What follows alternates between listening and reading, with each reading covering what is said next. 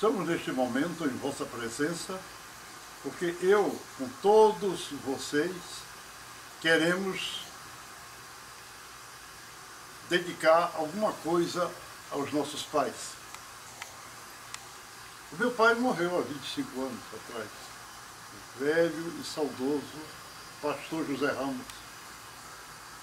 Então eu fiz um hino. Esse hino é dedicado a ele e à minha mãe. Vamos ouvir umas moças que vão cantar. Quando desta vida eu passar e as lutas não mais me alcançarem, na nova vida eu entrar, os meus olhos verão outras miragens. É na linda festa de Deus, com os remidos à mesa instalados, que alegria ver meus pais também sentados.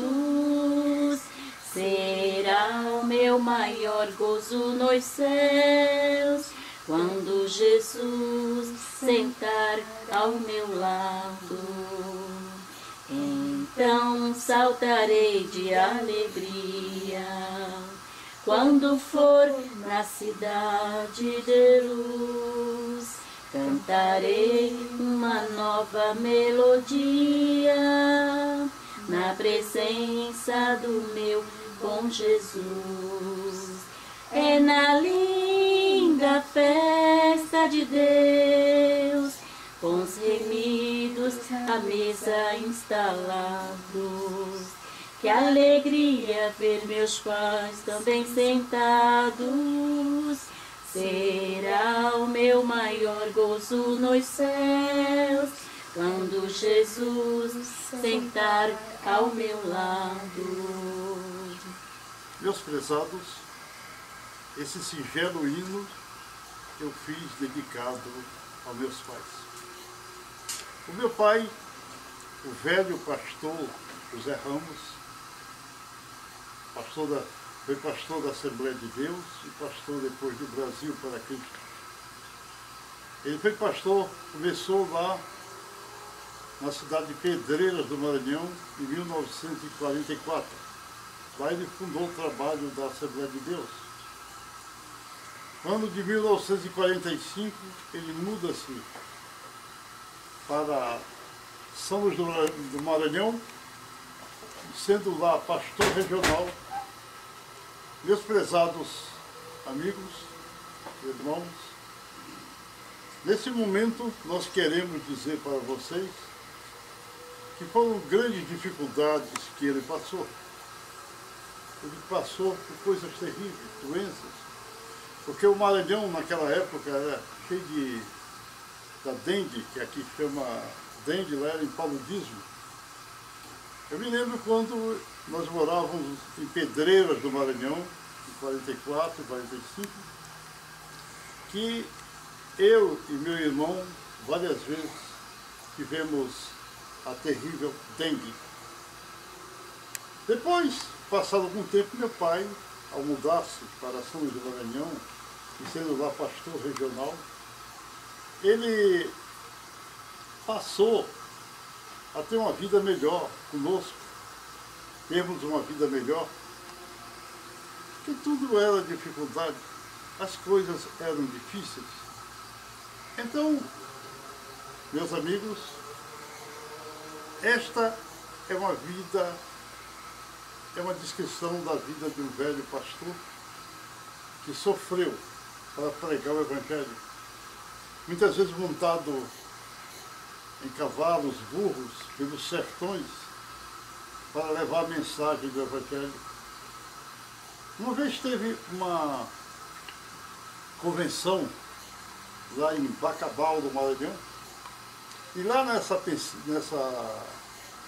convenção tinha a hora do almoço, e lá eu almoçando, estava o pastor Francisco de Assis, com a família, o pastor Francisco Pereira, o pastor Alcebiades,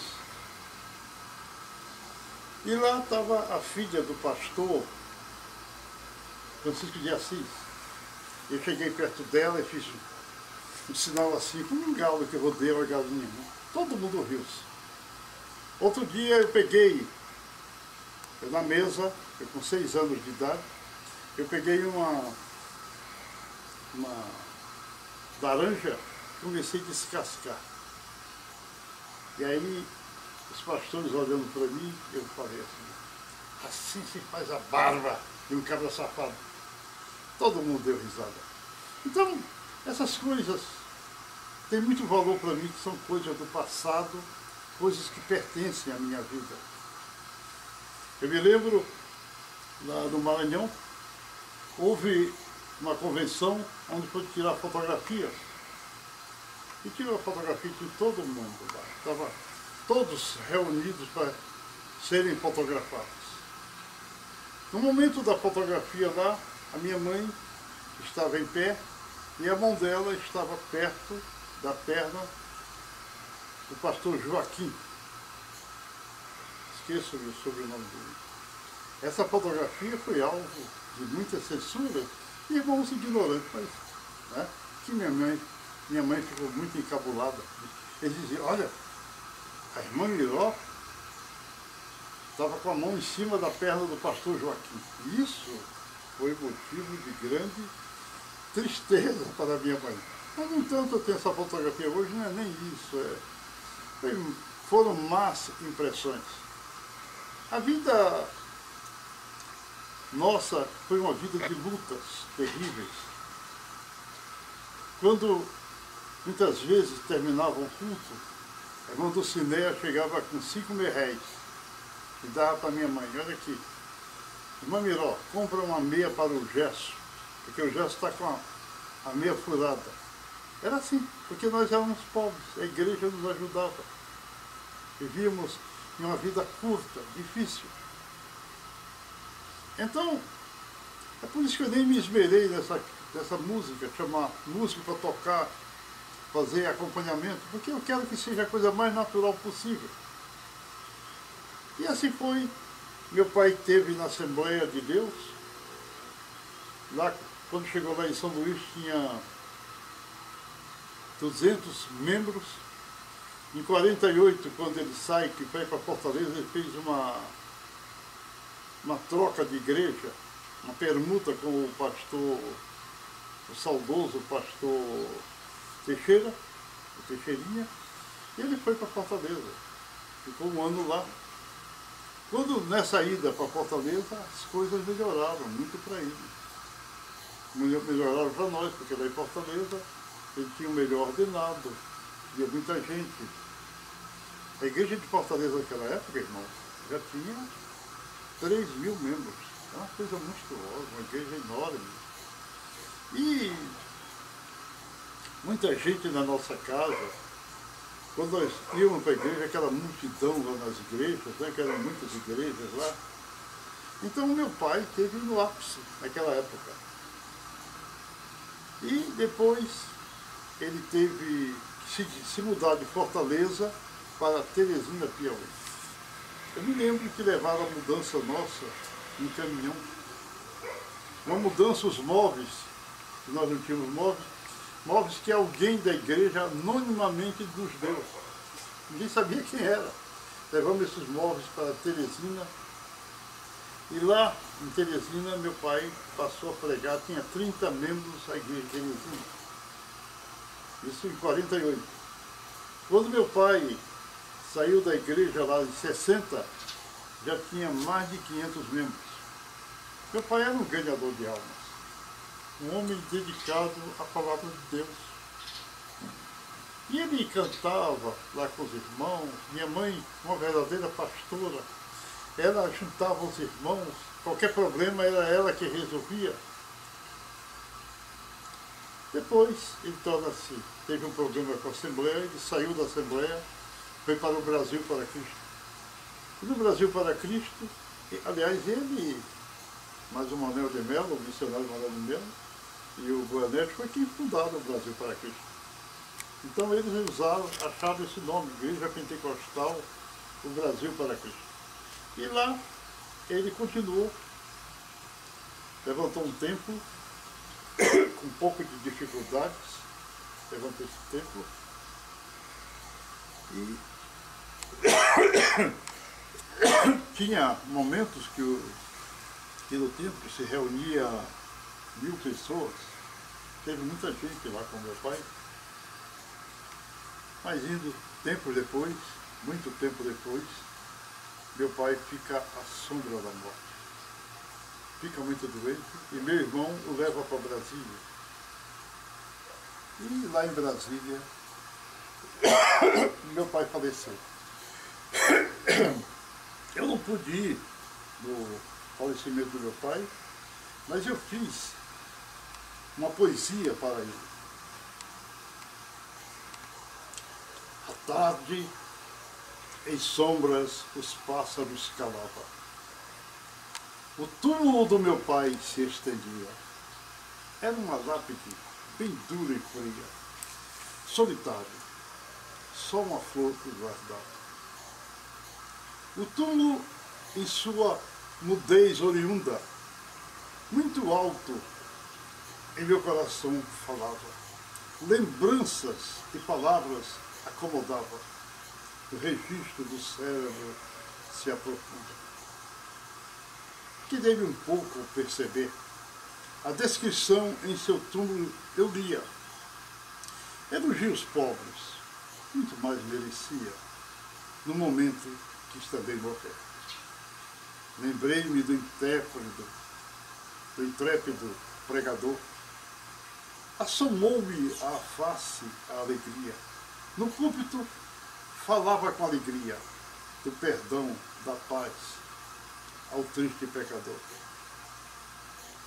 Semblante austero, gesto impávido, orador de voz forte, aveludada. Agora dormindo, não fala nada, resta apenas lembrança do passado. Será que morreu mesmo o velho pregador? Gigantes, não cabe nem em buraco profundo. Seu túmulo se ergue, é no meio do mundo. Quem poderá medir então o seu valor? Agora ouço tua voz, tua pregação.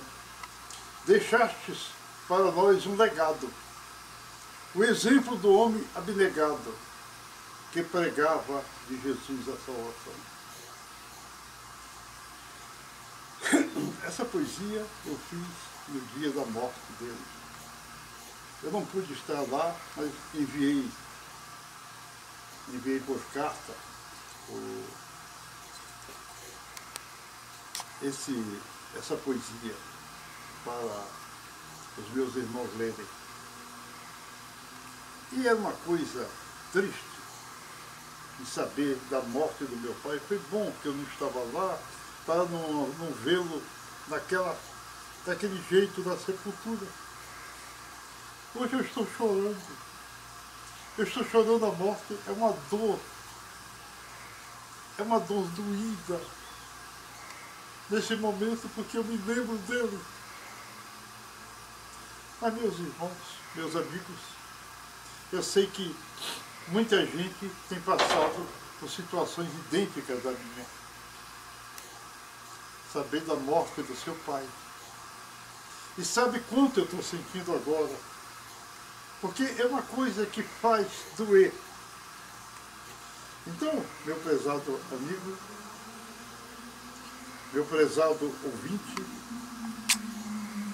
essa situação é triste. Outra vez, eu viajei para o Piauí para rever a casa do meu pai. Então eu fiz a seguinte poesia. Volvi à casa paterna um dia. Olhei cada canto da antiga morada. A sala onde meu pai conversava. Um passado dolorido revivia. Parece que eu via meu pai de verdade. Minha mãe com sua voz rouca falando, como fantasmas do passado voltando. Assim eu delirava de saudade. Cada cômodo da casa me incomodava. Eram pepinos de ansiedade me gastando, em tremendos marasmos me amofinando, em saber que nunca mais os encontrava. Naquele quarto, minha mãe balançava. Naquela área, pela tardinha se via meu velho pai, que sua Bíblia lia, em cada canto, sentia deles a presença. E como num lindo pesadelo sem fim, em velhas impressões que não voltam mais, ouvi velhas conversas de meus pais, senti morrer mais um pouco em mim. Não precisava.